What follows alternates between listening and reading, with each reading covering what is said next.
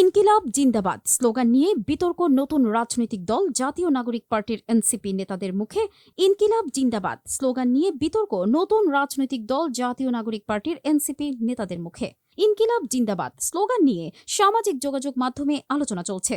দলটির আত্মপ্রকাশ অনুষ্ঠানে প্রায় সব শীর্ষ নেতাই এই স্লোগান ব্যবহার করেছেন, যা কৌতূহল সৃষ্টি করেছে। এটি কি দলীয় স্লোগান? এনসিপির জ্যেষ্ঠ যুগ্ম আহ্বায়ক আরিফুল ইসলাম আদিব জানিয়েছেন, এটি দলীয় স্লোগান নয়।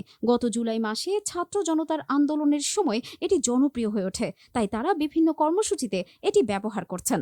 দলীয় স্লোগান ও মূলনীতি এখনও চূড়ান্ত হয়নি।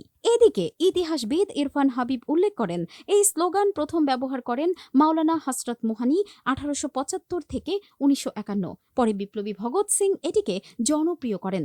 উর্দু ও আরবি ভাষার সংমিশ্রণে গঠিত ইনকিলাব জিন্দাবাদ মানে বিপ্লব দীর্ঘজীবী হোক। 28 ফেব্রুয়ারি আত্মপ্রকাশ করা জাতীয় নাগরিক পার্টি এনসিপি সেকেন্ড রিপাবলিক প্রতিষ্ঠার লক্ষ্যে গণপরিষদ নির্বাচনের মাধ্যমে নতুন সংবিধান প্রণয়ন করতে চায়। দলটির অগ্রাধিকারের মধ্যে রয়েছে রাজনৈতিক, সামাজিক ও অর্থনৈতিক প্রতিষ্ঠান সংস্কার এবং জাতীয় প্রতিরক্ষা ব্যবস্থা শক্তিশালী করা। গবেষক মহিউদ্দিন আহমদ বলেন, এনসিপির এই স্লোগান ব্যবহার করা মানে তারা কমিউনিস্ট ভাবাদর্শ গ্রহণ করছে, এমনটা ভাবার কারণ নেই। বরং 5 আগস্টের গণ অভ্যুত্থানের বিপ্লব দীর্ঘজীবী হোক, এই অর্থে দলটি এটি ব্যবহার করছে।